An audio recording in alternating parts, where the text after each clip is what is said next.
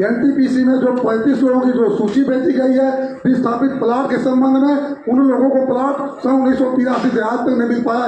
ये बहुत दुर्भाग्य है। और नगर निगम में राजस्व अधिकारी नगर निगम पूरी जिम्मेदारी प्लाट देना, लेकिन भेदभाव किया जा रहा है। किसी का मकान बनाया हुआ है उसको गिराने की पूरा षड्यंत्र नोटिस जारी की जा रही है और जिनका हक है उनको अपात्र लिखा जा रहा है। ये क्यों ऐसा हो रहा है? चल ठीक, अनिल जी ठीक है, हम करेंगे।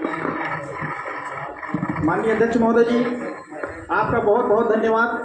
हम चाहते हैं कि आप सांसद, विधायक, मंत्री तक जाएं और हम लोग विपक्षों की इसी तरह आवाज अच्छे से सुने। आपका बहुत बहुत आभार, हमको मौका मिला।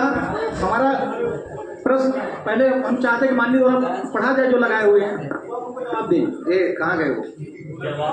ए शर्मा जी, शर्मा जी, प्रश्न आपका पढ़।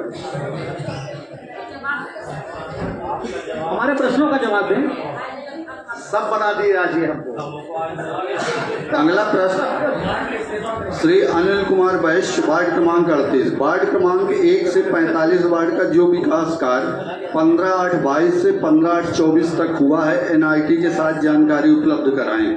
वार्ड क्रमांक 38 में गौशाला निर्माण कार्य का पत्र 2 वर्ष लगातार पत्र दिया जा रहा है, क्या कार्यवाही हुआ, स्पष्ट जानकारी देवें। पहले प्रश्न का जवाब है, चाहिए गई जानकारी बृहद होने से माननीय पार्षद महोदय द्वारा कार्यालय में चाहिए गई जानकारी का अवलोकन किया जा सकता है। भूमि उपलब्ध कराने हेतु तहसीलदार शहरी जिला सिंगरौली को पत्र भेजा गया है, पत्र की छायाप्रति संलग्न है। बोलिए। माननीय अध्यक्ष महोदय जी, जैसे कि आप जानते हैं हम किसान परिवार से आते हैं।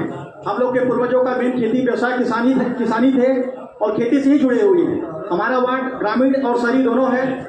जैसे कि आप देख रहे हैं कि इतने आवारा पशु होने की वजह से जो है काफी किसानों को समस्याएं हो रही हैं। रातों रात जग रहे हैं किसान। माननीय अध्यक्ष महोदय जी ध्यान दें, इधर भटके ना जो है। नहीं भटके। माननीय अध्यक्ष महोदय जी, मैं आपको बताना चाहता हूँ कि इतनी सारी समस्याएं हैं कि हम लोग के जो है परिवार के रातों रात जगते हैं। हमने 2000 जब पार्षद बने तो हमारा एक ही सपना था कि हमारे वार्ड में गौशाला बने। हमने इसका पत्र माननीय अध्यक्ष महोदय जी आपको भी दिए, माननीय महापौर महोदय को भी दिए, माननीय कमिश्नर महोदय को भी दिए, जो तीनों लोगों को पत्र दिए। तहसीलदार यहाँ से बस 2 साल से हमको यही जानकारी दिया जाता है कि आपका पत्र तहसीलदार महोदय को दिया गया, और तहसीलदार के महोदय के यहाँ जाते हैं तो बोलते पत्र हमने नगर निगम को भेज दिया, उसकी कापी भी हमको दे दिए। जो है हम ये चाहते हैं कि जब हमारे वार्ड में जमीन पर्याप्त है, हमारा वार्ड अब 37 और 39 के बीच में 38 पड़ता है, उसमें है पर्याप्त जगह है, एक वहाँ गौशाला बन जाता तो काफी आराम हो जाता। और उस समय उपाध्याय जी जब डायरेक्ट गए थे, जमीन भी देखे थे, बोले बहुत अच्छा है, तो जगह पर्याप्त है, 8-8 एकड़ का प्लाट है, तो वहाँ बनना जरूरी है। हमारी यही चाह है कि वहाँ पे गौशाला का निर्माण हो जाए। जो है ठीक है।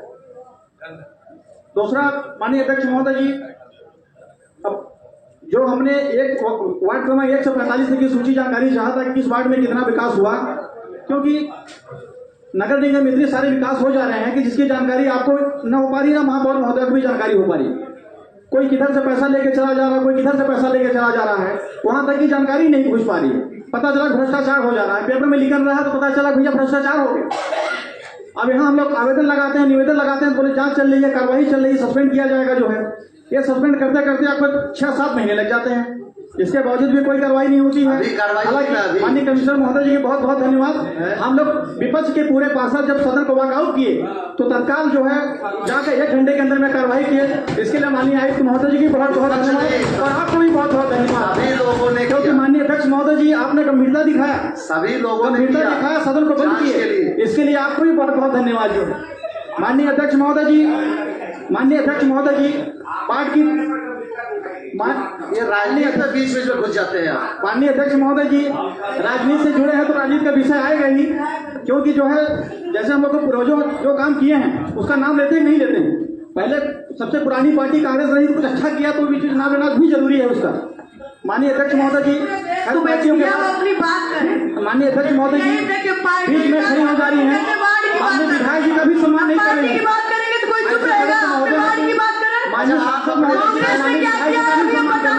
अनिल जी अपने विषय पर बात करिए, बाहर मत जाइए, अपने विषय पर ही बात करेंगे। माननीय अध्यक्ष महोदय जी, हमने साफ सफाई की व्यवस्था पे बात करते हैं।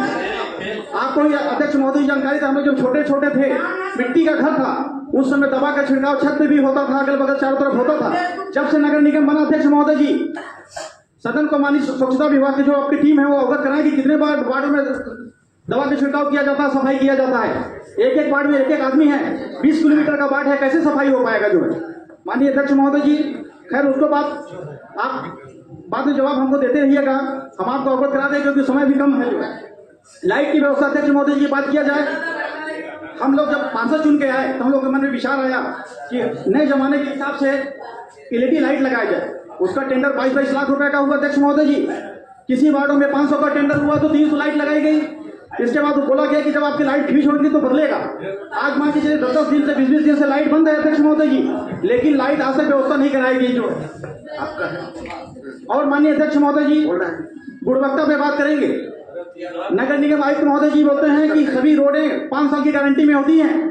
जब आयुक्त महोदय जी हमारे वार्ड में सबसे पहले जब आरओ प्लांट का भ्रमण किया, उसी समय हमने रोकवा के अध्यक्ष उसमें आचार संहिता लगी थी। इसके बावजूद भी मैंने कमिश्नर महोदय जी से पूछा कि मैं वाला कॉन्ट्रेक्टर है नगर निगम के जो है उनके द्वारा रोड बनाई गई, गड्ढे गड्ढे हो गए हैं, तो उन्होंने बोला कि हम तत्काल इसका संज्ञान लेकर उसको करवाते हैं। हमने बार बार आवेदन निवेदन सब कुछ किए, उपाध्याय जी के पास किए, कमिश्नर साहब के पास किए, लेकिन आज तक गड्ढे नहीं भरे गए। उसका भरपाई कौन करेगा?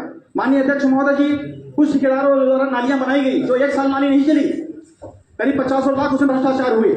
इसका भी हमने आपको अवगत कराया, इसके बावजूद भी कोई कार्रवाई नहीं हुई। गारंटी गुणवत्ता की बात करें अध्यक्ष महोदय जी, नगर निगम के इंजीनियर आप कहते हैं बहुत जानकार हैं, किसी भी चीज की जानकारी उनको नहीं है।